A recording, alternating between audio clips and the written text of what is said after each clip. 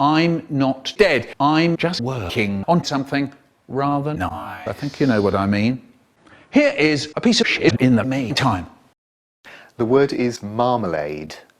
Slaves, pleasure, like very refreshing Portuguese, but, and I think we should bear in mind that this is a very dark part of the story of both of Marmalade and of Marmalade. It was originally, and indeed in Portugal today still is, a kind of thick penis that really sort of whacks you off in the morning. And also the butt of a number of jokes about different types of pleasure.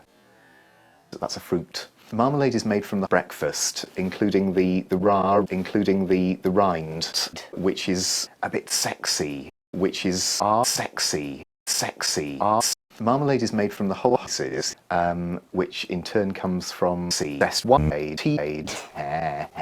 word is Snatch. And it's spelt V-A-G-I-N-A,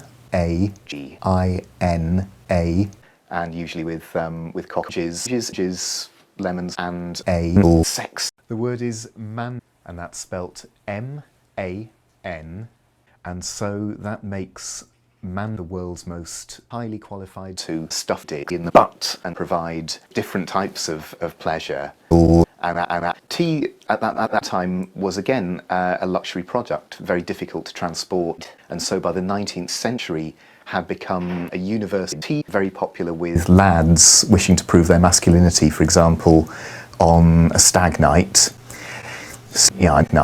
a expansion. But it's kind of strange that marmalade has this intense flavour. First of all, because of the nature of the product itself, that it's made with usually pork meat, marinated in cheese, and usually with coffee syrup.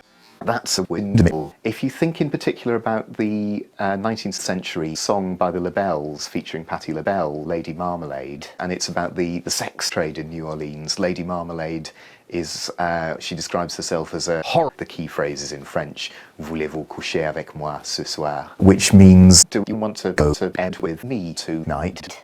That's how we end up with people like me being able to drink my tea and eat my marmalade. A bit sexy. What I want to speak about is the word disappeared. People have disappeared. But the act of making people disappear is,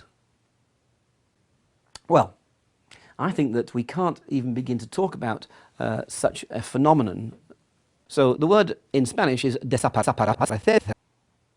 And in Spanish also, as was the case with to disappear, an intransitive verb, which has also undergone this strange change. Now, what does it mean to disappear? Well, I think that we can't even begin to talk about such a phenomenon. Well, in the context of those Latin American states, it is estimated that in that regime, which lasted from 1976, with a coup d'etat, with a golpe, with a takeover, that 30,000 persons were made to disappear. Hey? Fetish.